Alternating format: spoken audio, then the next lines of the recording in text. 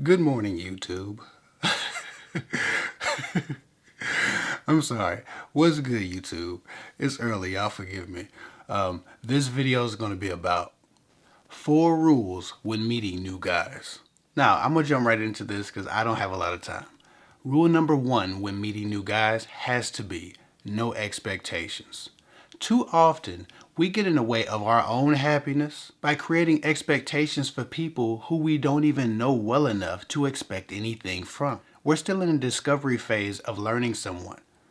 We don't need to expect anything. When we assume and when we expect things is when we get hurt. But people who don't know us shouldn't be able to disappoint us because we don't know anything about them to begin with. We're discovering things about them.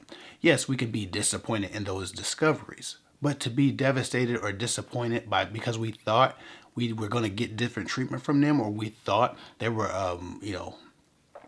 going to behave a certain way or act a certain way towards us, doesn't make any sense. Expectations kill every form of relationship that I can think of. If you expect things from your family, even if you know them well enough to expect things, when you become expectant of people, they will eventually disappoint you because they're not mind readers. They don't know what you know. They don't think what you think. They don't feel what you feel, right? So sometimes you're expecting someone to read your mind or want the same things. Which of us is a good enough prophet that we can predict a person's behavior? Most people don't even know what they're going to do. How could you? Don't become expectant and don't assume people understand you, know what you want, know what they should do with you, know how to treat you. You have to teach them. And even then, never expect anything that you have never witnessed in a person. I expect people, to be flawed, to disappoint, to look out for themselves, and to make mistakes. Everything else is a bonus after that. But I don't expect anything from anybody. I don't assume people understand me or assume that they'll do the right things. When you first meet a guy, you're getting to know him. You're getting familiar with him. You're learning about his habits and patterns and practices. Make sure you take it all in as new information. Discover what a man is, and if he's not what you need, move on. But don't set expectations or make assumptions about what's going to happen and then make decisions based on those expectations. We naturally assume and expect things from time to time. It's inevitable. We know better, but we do it anyway. But what you don't want to let happen is that expectation, that assumption, start to move your actions. You had sex with him because you assumed or expected that it would turn into something serious. You gave him money because you assumed or you expected that he would pay you back. You betrayed one of your boundaries because you assumed or you expected him to understand and to meet you halfway, or to like you back, or to fall in love with you, or to mean what he said, or to be honest, or to be genuine. Those are things you discover about a person in time. So never let one of those assumptions or expectations decide what you're going to do. You need to know what you're going to do. When you act off of assumptions and when you act off of expectations of what a guy is going to do or how a guy is going to react to you, or your behavior, or your favors, or your body, or whatever you think you've given him to make him happy or make an impression, you set yourself up for failure. A lot of y'all giving that kitty up on credit because you assume or you expect it to turn into something, or you hope it does. Expect nothing until you've witnessed it and seen it consistently over time. And even then, expectation can hurt you. Moving on. The second thing on this list is know what you will or what you won't accept from a new guy before you find him. Don't make shit up as you go along. You can't just wing it with your standards and boundaries because it starts to look like that famous Bugs Bunny cartoon of him saying, "Don't cross this line. Don't cross this line. No, I'm serious now. Don't cross this line." Every time you move the line or move the goalpost for a guy, he's noticing that you don't have boundaries, you don't have standards that he has to respect himself. Right? You become expectant of him eventually stopping, eventually respecting a boundary, but he never does. You expect and assume that he's going to reach a limit before you do, but he never does. Please know what you will or won't accept from a guy before you start the relationship. Before you even start talking to a guy, you need to know what your standards and what your boundaries are, what your top 10 rules are. Not what I say, but what you say. What do you want from a relationship? What won't you accept? What have you accepted before that you would never accept again? You need to understand those things about yourself. You need to be in tune with yourself. And even if you have to write down a list of the top 10 rules or the top 5 rules of the things that a guy must do and produce in a relationship to stay in your face and to stay in your life, you need to do that. But this making shit up on the fly stuff or letting a guy run roughshod all over your boundaries and standards because you really haven't had them set in place is foolishness. It's like playing whack-a-mole trying to correct a guy after the fact when he's already disrespecting you in a different way, when he's already betraying you or irritating you in another way, when he's already killing another boundary but you hadn't set that boundary, and so now you're trying to set that boundary. He's already over here doing something else stupid. What he does is his problem, but what you accept is yours. Know what you will or won't accept before you start dating. Have a clear idea of what your boundaries, what your walls, what your standards for a person are, and what those behaviors look like in a relationship or a budding relationship.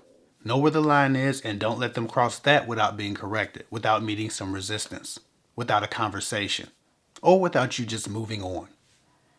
Always be willing to walk away, and that has to be a rule. But you decide the rest. Moving on. The third rule when meeting a new guy is no taking things personally. We have to remember, these are strangers we're bumping into. Most of the time, they don't know us, we don't know them, we're trying to discover each other. But when you start taking things personally, you create a failure out of things that have nothing to do with you. This guy already knows what he wants, what he likes, hopefully, what type of woman he's into. You can't just come into somebody's life and be the picture of perfection, right? You don't get to determine their standards, their hopes, their dreams, right? The things they're attracted to. You're going to be a mismatch in some area, right? In a few areas, maybe in most areas, right? So don't take it personally because they've already had this picture in their mind before they ever met you. It's not a failure because you got with a guy or you met a guy and he didn't like you or you didn't click or he for whatever reason rejected you. That's not a failure on your part. You just didn't match the image of a woman that he had always built up for himself. Just like when a guy meets you. Sometimes you don't know why you don't like a guy, you just don't like him, right? And sometimes you're repulsed by a man and you don't know why you're repulsed by him, right? He can't just come into your life and be Mr. Perfect simply because he wants to be. He has to kind of come in and match and align with the image of a man that you have in your head just to get you to really pay attention to him. How would he know how to be when he got to you? He doesn't, right? It's all a guessing game. I hope she likes this. I hope she likes this about me. In the same way, you're hoping to be the type of woman he's attracted to. You're hoping to have the type of tones and the type of energy that he likes. You're hoping to have the type of conversation that he prefers. You're hoping to have the type of body that he likes, the type of curves he likes, the type of skin surface that he likes, the type of hair and eyes and lips he likes. We will always be deficient on a section of someone's standards. That's life. That's natural. But when a guy rejects you or when a guy has determined that you're not the picture of perfection for him, it's not a failure on your part. Rejection isn't about you. It's about them. Two people can be great, but just not mix or mesh well or not see that greatness in each other. Because all we see is the picture we've built for ourselves of perfection. So don't take things personally when a guy doesn't like you or when a guy mishandles you. Just make the corrections or move on. But it's not a failure on your part because you met somebody and they didn't match with you or they didn't like you enough to continue. That has nothing to do with you. That has everything to do with their image in their mind of the perfect woman or the perfect partner. Just like when you reject someone, it has very little to do with them. It's all about what you wanted or what you were hoping for.